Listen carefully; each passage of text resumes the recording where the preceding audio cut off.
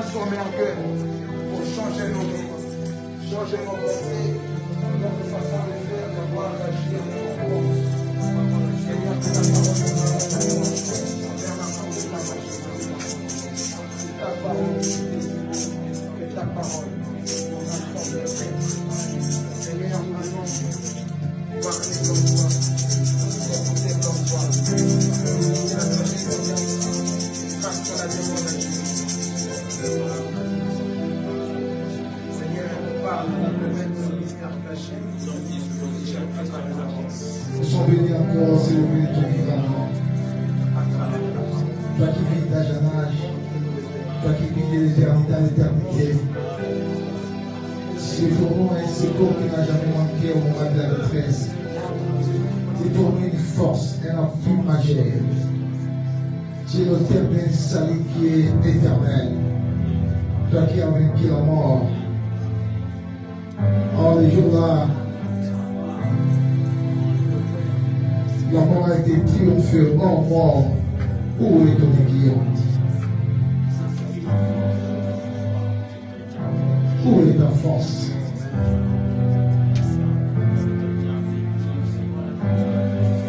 Parce qu'il a fallu que quelqu'un meure et vaincre la mort. Et toi, tu l'as fait. Tu étais mort et le troisième jour, la mort n'a pas pu te retenir. Parce qu'en toi, il y a ce qu'on appelle la puissance de la résurrection. C'est pour ça que nous sommes venus célébrer ces grands rois, le roi des rois, le seigneur des seigneurs, le seigneur de gloire. Sois béni, toi qui dis un mot et la journée, toi qui appelles à l'existence et qui n'existe pas. Ton nom est tout fort de l'Égypte, de réfugiés, c'est toute ancienneté.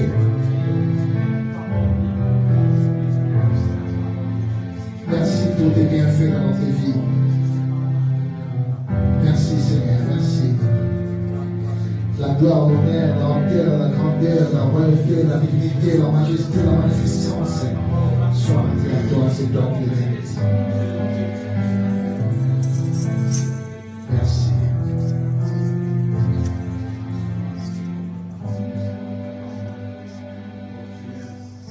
Nous disons comme cette personne, gloire à toi, Seigneur Jésus-Christ. Merci, Seigneur Jésus. Est-ce qu'on peut encore, on va se porter dans Dieu.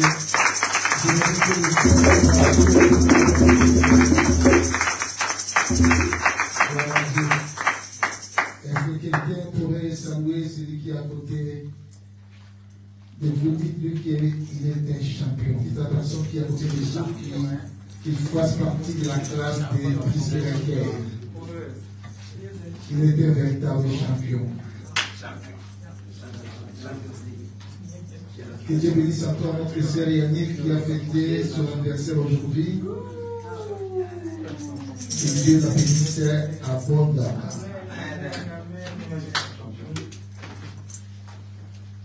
Amen. Est-ce qu'on est là? Est-ce qu'on est là? Gloire à Dieu, gloire à Dieu.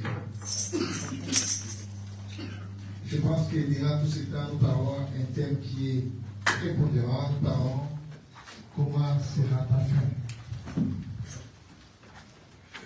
Comment sera ta fin? Vous savez, la fin a une grande importance dans la vie des humains. Et notre Dieu aussi considère la fin.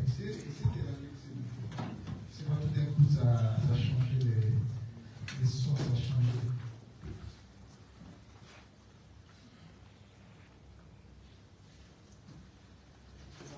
Le dimanche dernier, j'avais parlé de la mort. À sa mort reste toujours quelque chose qui fait peur.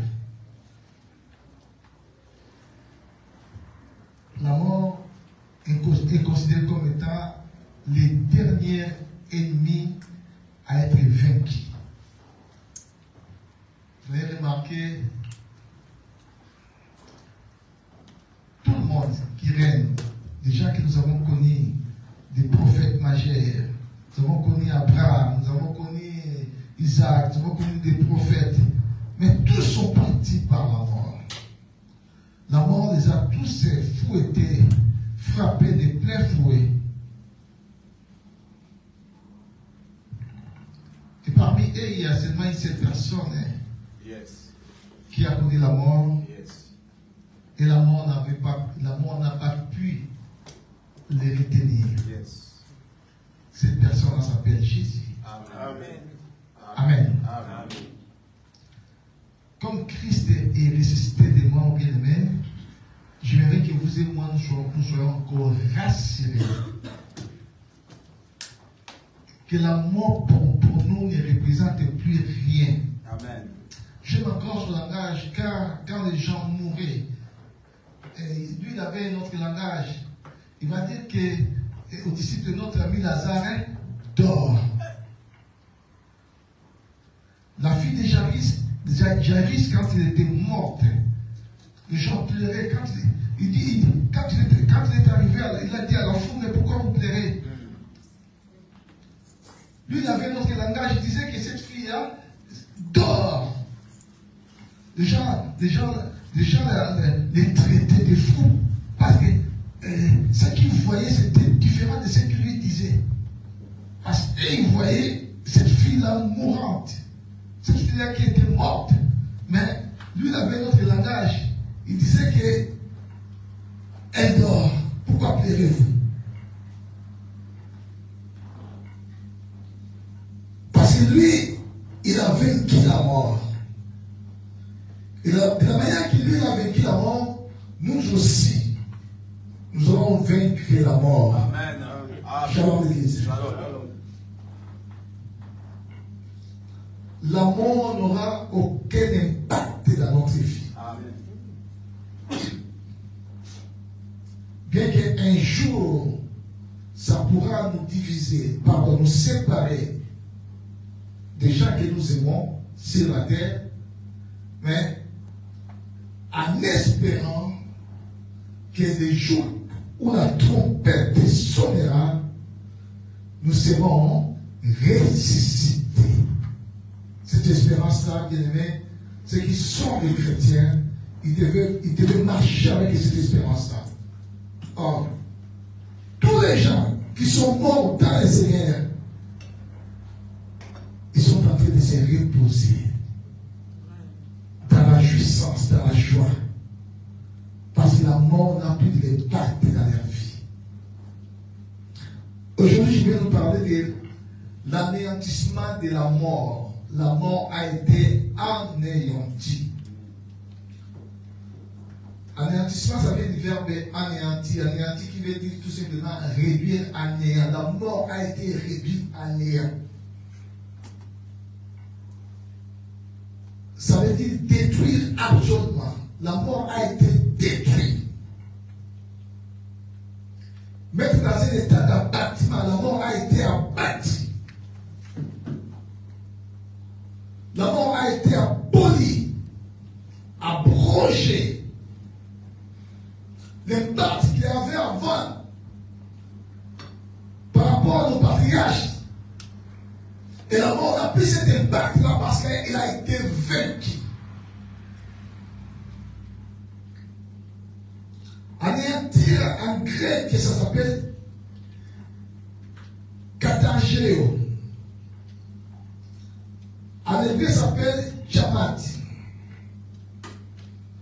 La mort considérée comme étant un ennemi de l'homme depuis que la terre a ouvert sa bouche pour recevoir. La première personne qui a connu la mort physique, c'était qui? Nous connaissons? Oui. Abel. C'était Abel. Depuis que la terre avait ouvert sa bouche pour recueillir Abel, et il recevait tout le monde. D'Abel à Jésus, la mort a recevé la vie de tout le monde. La mort imposait sa loi dans la vie de tout le monde. La mort dictait des ordonnances dans la vie de tout le monde. Tu peux régner, tu peux faire tout ce que tu voudras. Mais un jour, la mort les avait pris. Amen. Nous avons connu un prophète âgé à la personne d'Élisée qui a fait des miracles extraordinaires. Mais Élisée a été mort. Shalom l'Église. Mais c'est pas une seule personne, bien aimé.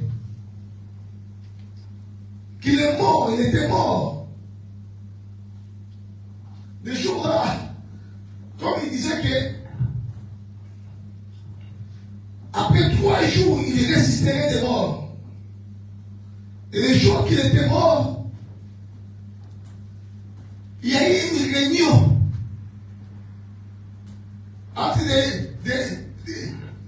des pharisiens. Il disait, il traitait même d'imposteur. Il disait, non, cet homme-là, il a fallu qu'il y ait des gardiens tout autour de son sépulcre. Pourquoi? Parce qu'il lui disait, après avoir mouru, dans 3 jours, il reviendra à la vie. Comme c'était un imposteur, il a fallu que les gens soient là pour qu'il n'y ait pas de mensonge. Shalom l'église. Nous avons dit ça dans le livre de Matthieu. Lisons un peu Matthieu 27.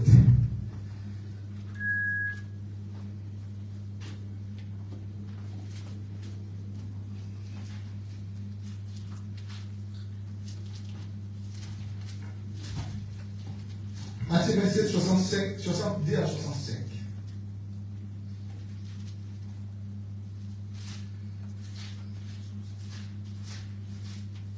Matthieu 27, pardon. 62 à 65. Attendez, comme moi j'ai le micro, c'est bien avec moi.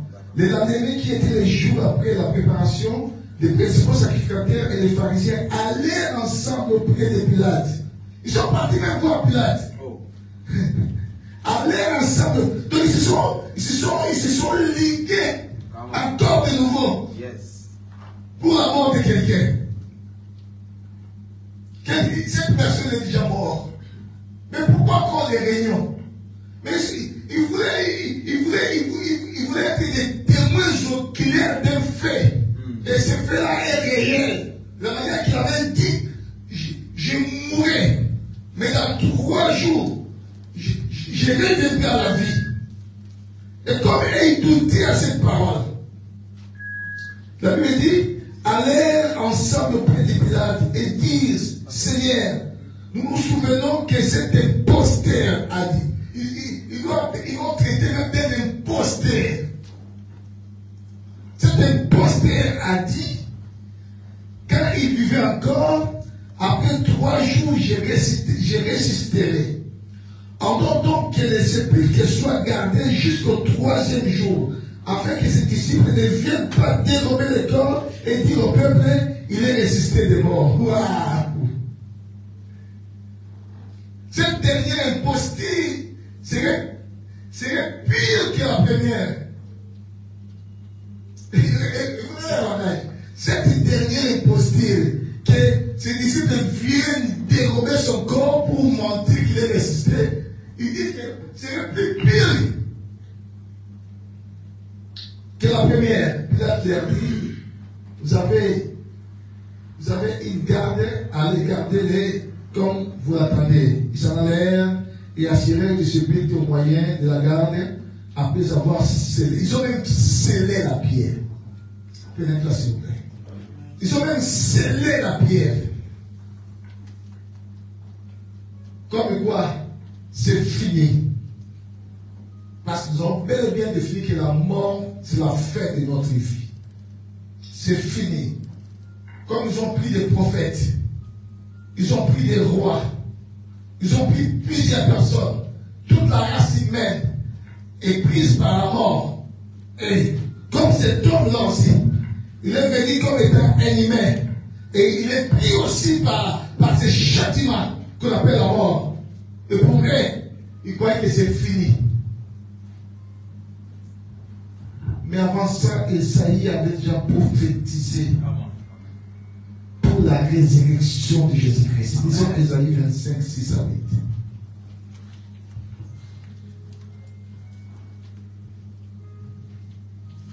Écoutez ce que la Bible dit.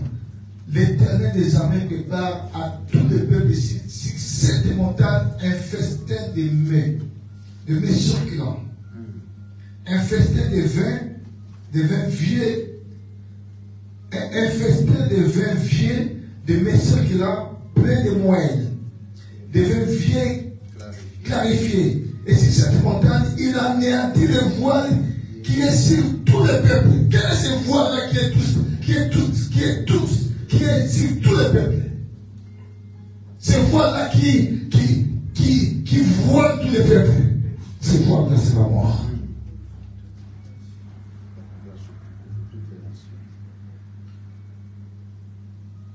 La couverture qui couvre toute la nation. Écoutez, il dit, il a englouti la mort pour toujours. Le Seigneur l'Éternel essuie les larmes de tous les visages. Il fait disparaître de toute la terre l'opprobre de son peuple. L'opprobre, bien-aimé, qui a câblé d'Adam jusqu'à Jésus. Cet opprobre-là, ça s'appelle la mort. Tu peux tout faire, mais la mort va te surprendre. La mort va te prendre. Mais qui pouvait vaincre la mort? Même les Corintiens eux-mêmes, ils ne croyaient pas à la résurrection des morts. Pour eux, quand une personne meurt, c'est fini. C'est pour ça que Paul va dire aux Corinthiens, mais si vous ne croyez pas à la résurrection des morts, ça veut dire que notre évangile est vain. Mais pourquoi nous allons prier? Pourquoi nous allons parler de Jésus-Christ s'il n'y a pas la résurrection des morts? Ça ne sert à rien de prier. Ça ne sert à rien de parler de Christ.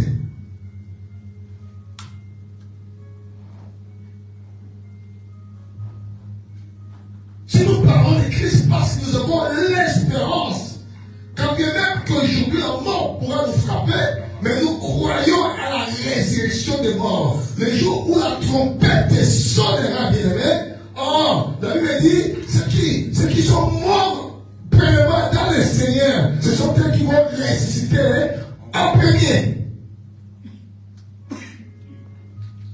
Shalom l'église. De la même manière que la mort est entrée à Adam, et de la même manière que la résurrection des morts est entrée par le Seigneur Jésus-Christ. Shalom l'église. C'est pour ça que nous qui avons le Seigneur Jésus-Christ, bien aimé, réjouissons-nous. Réjouissons-nous, bien aimé, parce que, à aucun cas, la mort pourra nous séparer de notre Dieu. C'est pour ça que Paul dit aux Romains, qui peut nous séparer de l'amour de Dieu? Est-ce le péril? Est-ce la tribulation? Il dit, quand même qu'on nous ramène à la mort comme des brebis destinées à la boucherie. Mais dans toutes ces choses, nous sommes des plus que, j'aime ces superlatifs-là, plus. Nous sommes des plus que vainqueurs. Superlatif de comparaison. Nous ne sommes pas des vainqueurs, mais des plus que vainqueurs. Par celui qui nous a aimés. Il dit, j'aime aussi la façon qu'il a surenchéri sa pensée. Il dit, mais moi j'ai l'assurance. Et ni la mort, il a commencé par la mort. Il dit, ni la mort, ni la vie, ni les choses présentes, ni les choses à venir, ni la hauteur, ni les profondeurs, ni les dominations, ni les autorités, ni les âges. Aucune puissance sur la terre ne pourra nous séparer de l'amour de Dieu qui est manifesté en Jésus-Christ. Rien ne pourra nous séparer de Christ. Même la mort ne va jamais se séparer de Christ. Amen. Parce que la mort a été anéantie. Christ a anéanti la mort. Nous devons croire, mes amis, nous qui avons crié à l'évangile de Christ, qu'il n'y a rien qui peut nous séparer de Christ. Amen. Shalom l'église. Les choses, ils ont demandé à la mort. Oh mort, où est ton aiguillon? Parce que la mort a été triomphée. Oh, après a un langage bien formidable. Oh mort. Donc, Il s'est moqué de la mort. Toi qui as ramassé, toi qui as ravagé, toi qui as englouti des vies.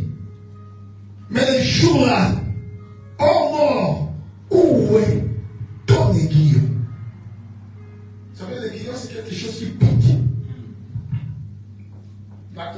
La mort avait une grande ampleur dans la vie déjà parce qu'il piquait. Il piquait la race humaine. Elle piquait à chaque fois.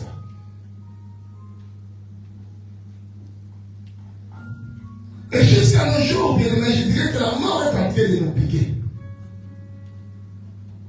Mais je vais vous faire voir quand est-ce que la mort aura pris de l'impact dans notre vie. 1 Corinthiens. 1 Corinthiens 15, nous commençons par versets 12 et 15. Nous allons sauter 20 à 23.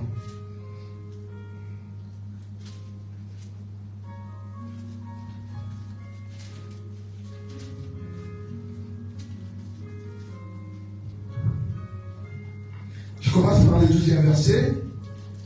Or, si on prêche que Christ est ressuscité des morts, avant que Paul est en train de faire résonner les Corinthiens qui ne croyaient pas à la résurrection des morts. Or, si l'on prêche que Christ est ressuscité des morts, pourquoi quelques-uns parmi vous disent-ils qu'il n'y a point de résurrection des morts? S'il n'y a point de résurrection des morts, Christ non plus n'est pas ressuscité. Et si Christ n'est pas ressuscité, notre prédication est vaine. Oui. Je dirais même que ça ne sert plus à rien de prier si Christ n'était pas ressuscité. Et votre foi aussi est vaine. Il se trouve même que nous sommes des faux témoins à l'égard de Dieu puisque nous avons témoigné contre Dieu qu'il a ressuscité Christ, tandis qu'il ne l'aurait pas ressuscité s'il est mort de ressuscite point. Nous sommes dans le 20e verset. Mais maintenant, Christ est ressuscité des morts et il est le premier de ceux qui sont morts. Car puisque la mort est venue par un homme, c'est aussi par un homme qu'est venue la résurrection des morts. La mort est venue par Adam. Et la résurrection des morts est venue par le second Adam. Or, quand on parle du second, il n'y a plus d'autre qui peut remplacer. Or, le second Adam, c'est la personne de Jésus-Christ. Celui qui a ramené la résurrection des morts. Écoutez bien. Et comme tous meurent à Adam, de même aussi, nous revivrons en Christ. Et chacun à son rang. Christ est comme prémisse, puis ce qui appartient à Christ lors de son avènement. Ensuite viendra la fin. Quand il mettra le royaume à celui qui est Dieu et Père, après avoir réduit à la puissance toutes les dominations, toute autorité et toute puissance. Car il faut qu'il règne jusqu'à ce qu'il ait mis tous ses ennemis sous ses pieds. Amen. Maintenant, écoutez, le dernier ennemi qui sera réduit à la puissance, c'est la mort. Nous sommes au 6e verset. Le dernier ennemi qui sera réduit à la puissance, c'est la mort. Mais quand est-ce que cet ennemi sera vraiment réduit en puissance? On va y aller.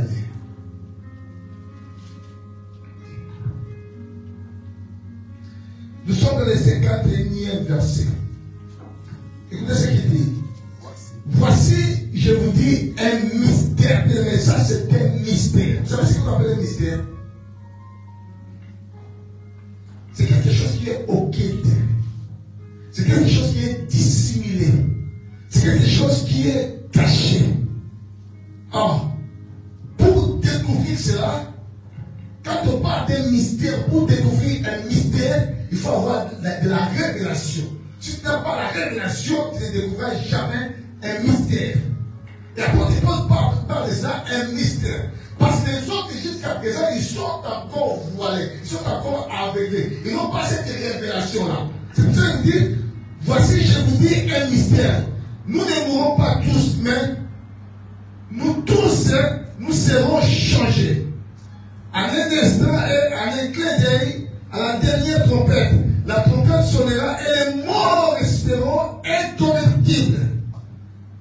Et nous serons changés, car il faut que ce corps, maintenant c'est là où j'en suis, car il faut que ce corps corruptible revête l'incorruptibilité, et que ce corps mortel revête l'immoralité.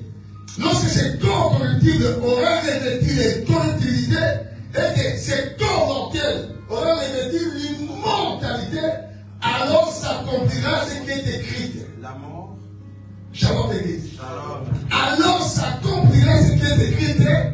La mort a été engloutie dans la victoire. Wow.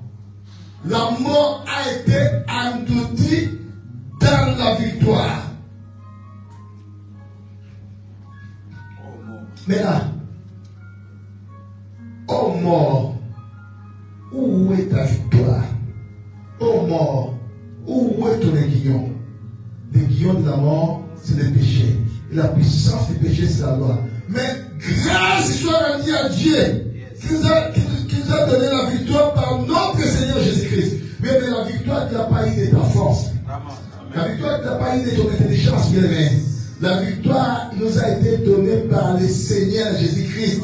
C'est lui qui a vaincu la mort. Or, les jours-là, la Bible dit, bien aimé, c'est que le corps qui est corruptible va revêtir l'incorruptibilité.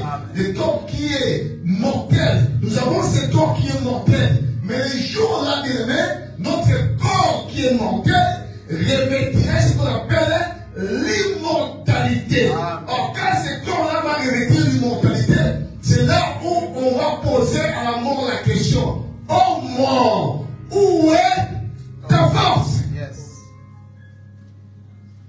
Shalom. Parce que ton corps là, bien aimé, qui est corruptible, un jour ce corps aura revêtu l'incorruptibilité. Même si tu meurs aujourd'hui, mais tu reprendras la vie. Amen. C'est pour cela, les gens qui meurent dans le Seigneur, bien aimé, ils ne meurent pas. Ils sont dans un endroit de repos. Pourquoi? Parce que leur corps qui est corruptible, que nous voyons ce corps-là va revêtir l'incorruptibilité. Shalom. Ce corps-là qui est mortel, ce corps-là il va être tiré poussière, il retournera poussière. Mais ce corps-là que nous avons bien aimé, revêtira ce qu'on appelle de l'immortalité. Shalom l'église. Et c'est par là qu'on va demander à la mort: où est ton aiguillon? Toi qui as appliqué déjà, toi qui as pris la plaie dans la vie déjà, où est ton aiguillon? Où est ta force? Parce que sa mort a été engloutie par la victoire.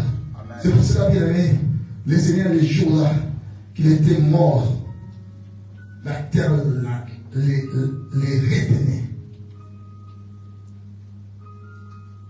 Le deuxième jour, la terre les retenait.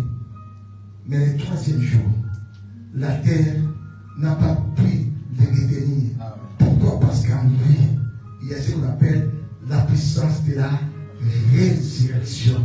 Les jours-là, bien aimés, ils ont trouvé des sépulcres vides. Les tombeaux étaient vides parce que l'ange avait déroulé la pierre. Ils ont mis une pierre, ils ont scellé la pierre. Mais cette pierre-là a été déroulée parce que le Seigneur de gloire était ressuscité le troisième jour. Et ce jour-là, bien aimé, la mort a été demandée: où est ton aiguillon? Où est ta victoire? La mort a été engloutie par la victoire parce que Christ est ressuscité. De la manière que Christ est ressuscité, bien aimé, et de la manière que vous et moi, nous résisterons. Amen. Ne marche pas dans la tristesse, mon ami. C'est pour ça que Paul dit au Corinthiens, il dit: mais bien aimé, soyez sobres, soyez fermes, et inébranlables. Il dit aux Corinthiens: soyez fermes et inébranlables, et travaillant de mieux en mieux dans l'œuvre du Seigneur, sachant que votre travail devant Dieu ne sera jamais vain. Shalom l'église. Ce que tu fais devant Dieu, bien-aimé, ne sera jamais vain. Tu dois travailler de mes amis. Être inébranlable. On ne peut pas t'ébranler, bien-aimé. Il faut être inébranlable. Jusqu'au boutiste, jusqu'à la fin, bien-aimé. Ne jette pas l'éponge.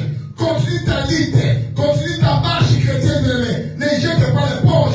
Parce que la mort, bien-aimé, n'aura pas de puissance sur toi. La mort, bien-aimé, n'aura pas de pouvoir sur ta vie. Parce que Christ a vaincu la mort. Toi aussi, tu vaincras. Amen.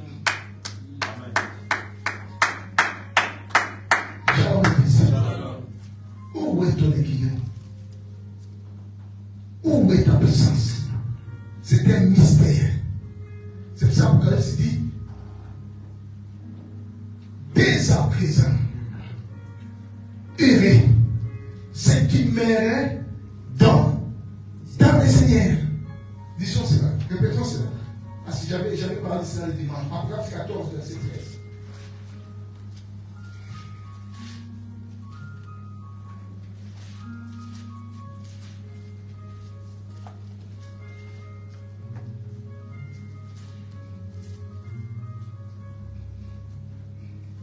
Écoutez ce que j'en dis.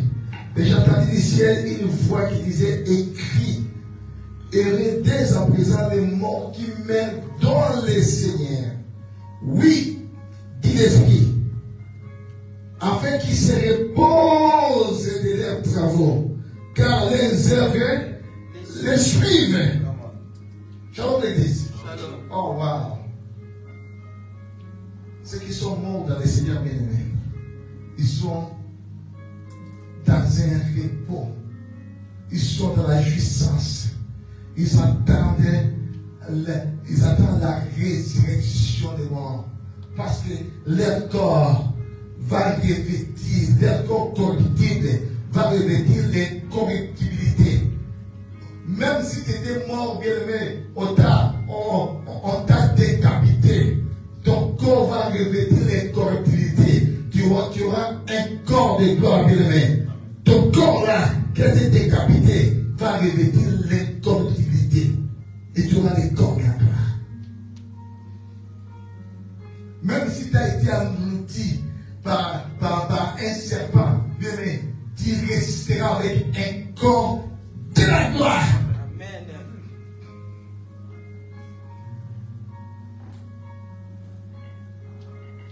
Tu auras le corps incorruptible et tu auras le corps immortel. Vous savez bien aimé, nous avons vu que les choses sur la terre.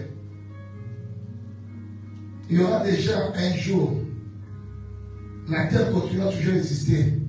Après l'Armageddon, nous aurions des corps bien aimés que les gens de ce monde-là qui auront la marque de la bête, ils vont commencer à nous admirer. Parce que nous aurons un corps immortel, un corps incorruptible, un corps qui peut voyager d'un moment à un autre sans prendre des avions. Il y aura des avions. Mais le corps que tu auras, tu auras bien aimé, tu ne vas pas dépendre de monter dans un avion. Dès que tu es là, si tu veux aller au Congo, tu pars tout d'un coup au Congo. Le corps que Jésus avait après sa résurrection. Vous savez, il pouvait passer dans ces murs-là. C'est le corps incorruptible. C'est un corps glorieux, le corps de la gloire. C'est le corps bien-aimé que tous les chrétiens auront. Lors de la seconde venue de Jésus, les chrétiens auront ce corps. Parce que l'immortalité revêtira, la mortalité revêtira l'immortalité. Tu ne mourras plus jamais. Si nous mourons aujourd'hui, c'est parce que nous avons ce corps-là qui est corruptible. Ce corps-là a été tiré de la poussière de la terre Et ce corps-là va retourner comme étant poussière de la terre. Mais nous avons encore un autre corps qui nous est réservé. Le corps incorruptible, le corps immortel. C'est pour ça, bien aimé, serre ton Dieu. N'abandonne pas le chemin de Dieu. Vous savez, les gens qui meurent dans les péchés, vous savez, quand est-ce qu'ils seront ressuscités? Ils seront ressuscités seulement les derniers jours. Après avoir, nous allons vivre ce qu'on appelle la fête des noces. Quand la trompette va sonner. Écoutez ce que dit 1 Thessaloniciens 4. Écoutez. 1 Thessaloniciens 4, 13 à 18.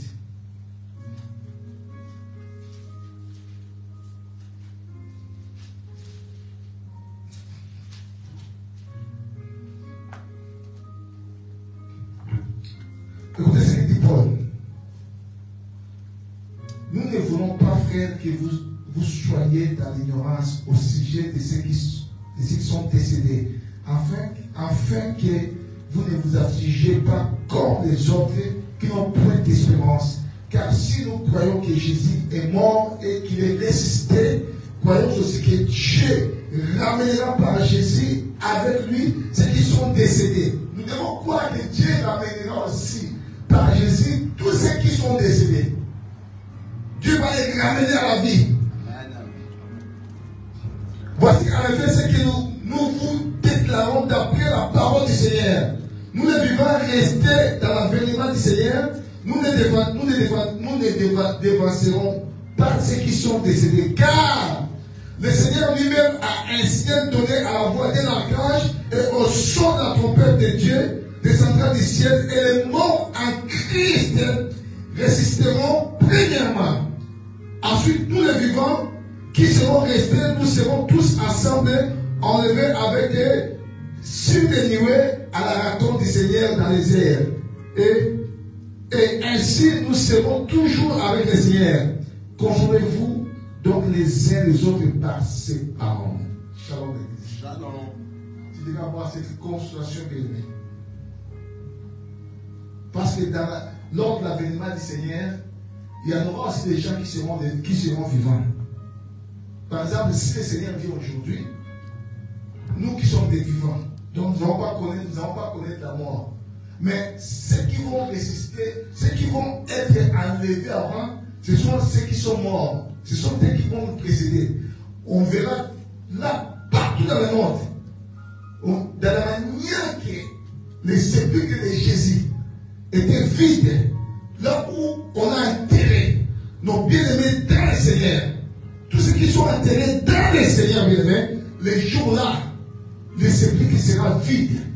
Il y aura, bien-aimés, les tombeaux vont s'ouvrir. Et toutes ces personnes-là, bien-aimés, ils vont ressusciter pour être enlevés dans les airs à la rencontre de notre époux. Et ensuite, nous aussi, nous serons encore des vivants à ce temps-là. Et nous aussi, bien-aimés, nous allons aller dans les airs à la rencontre de l'époux. Pour vivre ce qu'on appelle la fête des noces. Et cette fête-là va durer 7 ans. Après 7 ans, le monde aura une continuité de vie. Mais le monde vivra une période tellement difficile. C'est là où, bien aimé, maintenant, l'antichrist, il va prendre l'ampleur. Là où il va marquer la population humaine. La marque, ce qu'on appelle la marque de la bête. C'est là pour Apocalypse 13. On ne pourra ni vendre, ni acheter, parce que le monde est lié par des choses. L'achat et la vente. Le monde est caractérisé par des choses seulement. L'achat et la vente. Si tu veux aller à l'hôpital pour être traité, c'est-à-dire tu vas acheter la santé, tu vas acheter, tu vas payer. Et la personne qui va te traiter, il te vend les médicaments. Donc le monde est lié à des choses seulement. L'achat et la vente. Et qu'est-ce qu'Apocalypse dit? Donc, cette période-là, personne ne pourra vendre ni acheter sans avoir la marque de la bête.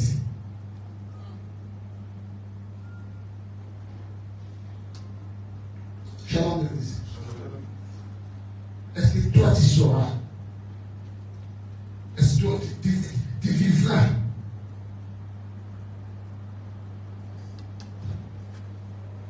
Aujourd'hui, bien aimé, nous n'avons pas encore connu la véritable souffrance. Il y aura la souffrance qui va frapper les habitants de la terre. Et ça sera une souffrance extrême. La Bible dit, depuis le commencement, on n'a jamais connu ce genre d'événement comme ça. Ça sera un événement catastrophique.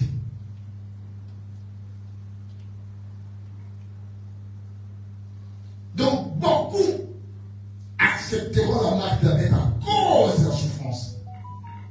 C'est pour ça qu'il est conseillé aux chrétiens de faire tout pour être enlevé quand la trompette sonnera. Parce que tu rates l'enlèvement. Si tu deviens une vierge folle, ce jour-là, bien aimé, ça sera difficile. Quand bien même qu'il y aura des gens qui seront sauvés, mais ça sera plus par le sang de Jésus. Ils seront sauvés par leur sang. Déjà, les gens vont désirer de mourir, mais la mort sera tellement difficile. On peut t'amputer les bras, on peut t'amputer les jambes sans avoir le traitement pour accepter seulement la marque de la bête.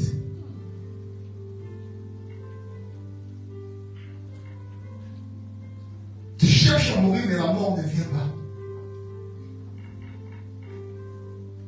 Shalom l'église.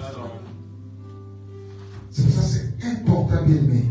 Comme l'apôtre Paul dit, mais bien aimé, soyez fermes et inébranlables, travaillant de mieux en mieux. Il faut bien aimer que moi, ça m'étonne, regarde que nous sommes venus aujourd'hui.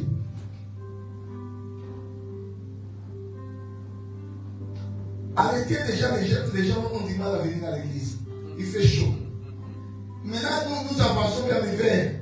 Les gens auront du mal à venir à l'église. Dans l'église, il fait froid. Mais qu'est-ce que tu fais, toi?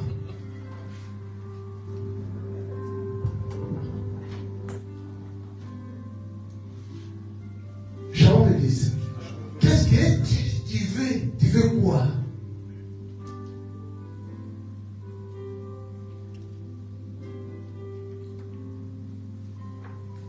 Nous oublions que nous avons peu de temps sur la terre. C'est pour cela, bien aimé, toi qui comprends toutes ces choses, sois inébranlable. Exagère encore la lèvre de Dieu. Amen. Exagère, j'ai dit exagère encore. Amen. Fais encore plus. Yes. Pas comme si tu n'as rien fait jusque-là. Amen. Cherche à faire mieux.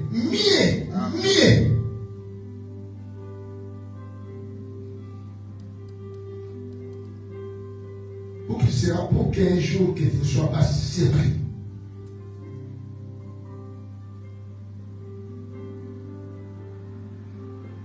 Christ a vaincu la mort. La mort n'a plus d'effet dans ta vie. Amen. Parce que la mort a été anéantie. La mort a été détruite. La mort a été abrogée. La mort a été vaincue. La mort a été annulée. La mort a été réduite à néant des mains. La mort dans ta vie, maintenant, n'a pas d'effet. C'est pour ça que Paul dit, et la mort pour moi m'était gain. Il n'a pas peur de la mort. Vous savez, en réalité, c'est que font des kamikazes. Hein? Vous savez, les djihadistes, ils n'ont pas peur de la mort.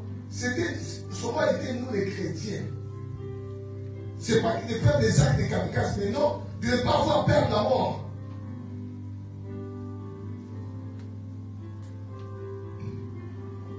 c'est comme des pierres. Se lever devant des gens et parler de Jésus. On les a interdits de parler de Jésus. Dit non. Il y a sous le soleil aucun autre nom qui nous a été donné pour les salir. C'est le nom de Jésus. Vous ne voulez pas qu'on parle de Jésus. On va parler de qui?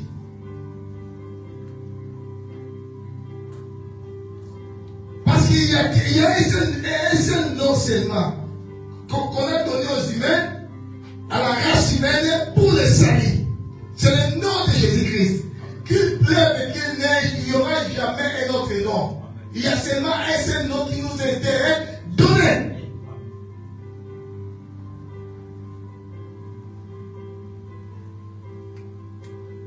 Et si nous vivons pour Jésus, nous devons aussi accepter de mourir pour Jésus. C'est ça qui est marqué. C'est ça que là où beaucoup n'arrivent pas. Si tu acceptes de vivre pour lui, nous devons aussi accepter de mourir pour lui.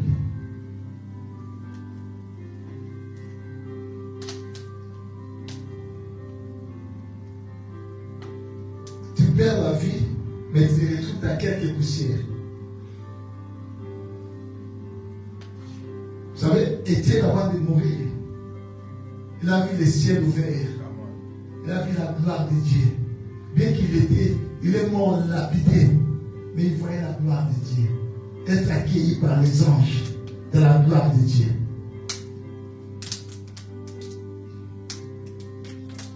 La mort a été anéantie, bien-aimé.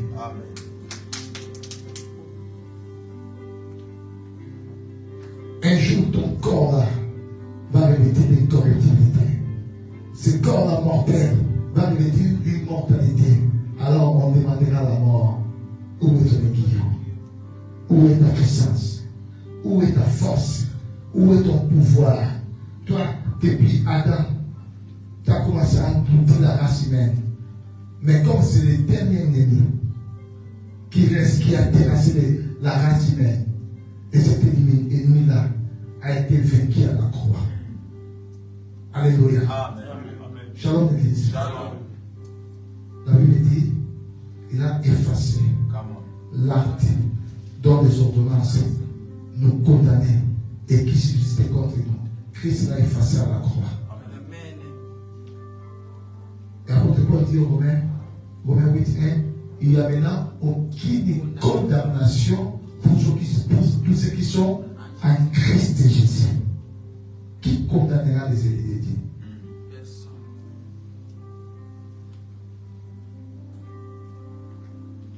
Que Dieu bénisse sa parole. Amen.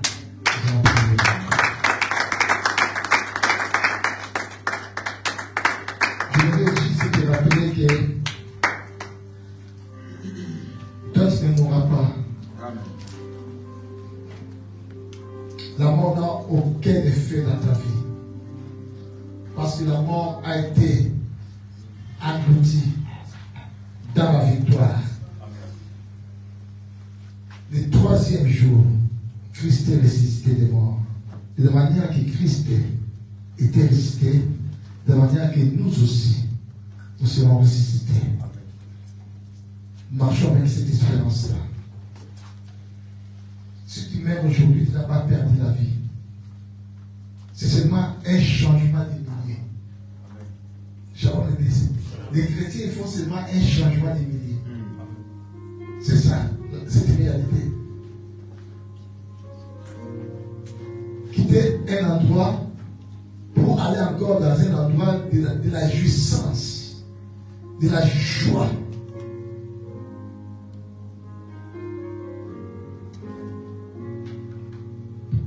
C'est pour ça que Pierre dit, quand il était descendu dans les régions les plus inférieures, il était parti parler aussi aux patriarches, annoncer l'évangile. Et qui étaient saisis par les séjours des morts. Ils étaient libérés.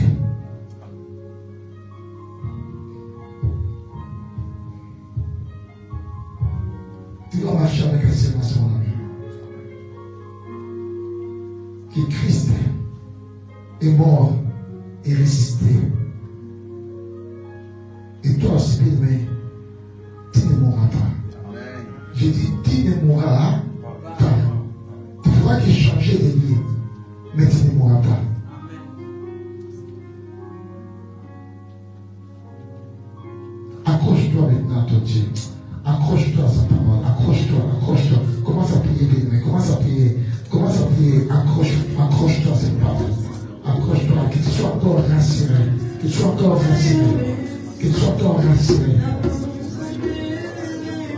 Sois encore inspiré.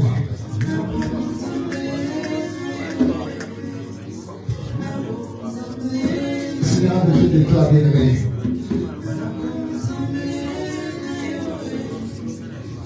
Oh mort, où est ton guillon? Où est ta puissance?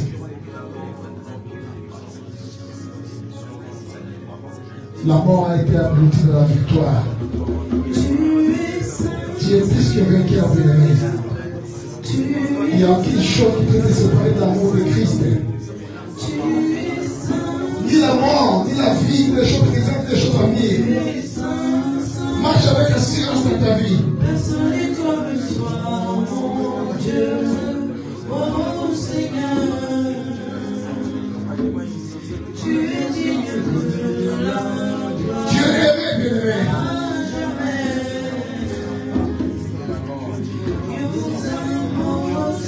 Toi qui es dans l'alliance du Seigneur.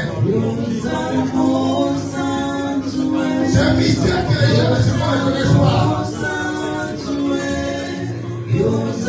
Et ça passe par la résurrection de mort. Les morts en Christ vont ressusciter.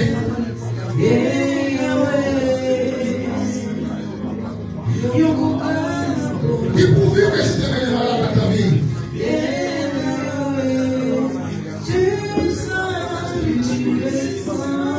Accroche-toi à la parole de Dieu. Accroche-toi à la parole de Dieu.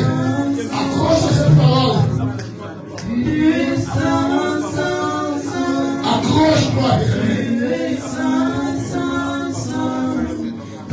Sois ferme et inébranlable. Et travaille de mieux en mieux avec le Seigneur. Sachant que ton travail ne sera jamais fait devant Dieu.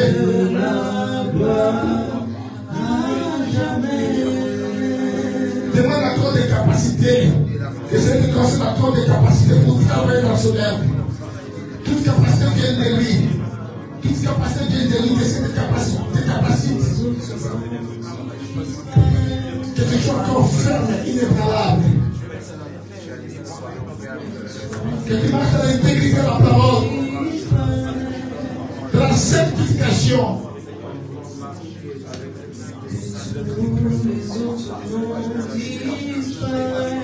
Que Jésus ait la place dans ta vie.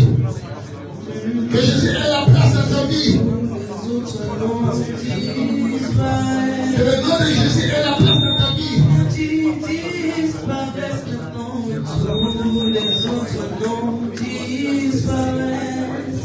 La pauvreté, oui, disparaît maintenant.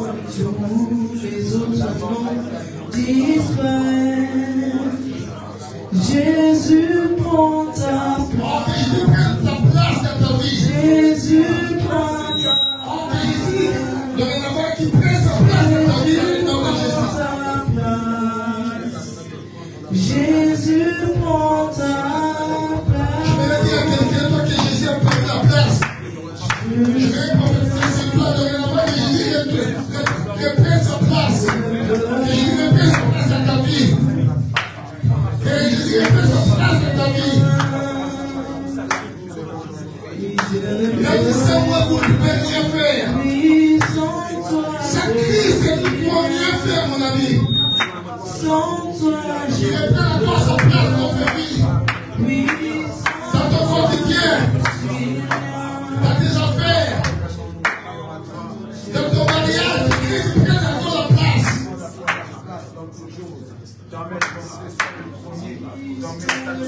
Alléluia. Alléluia.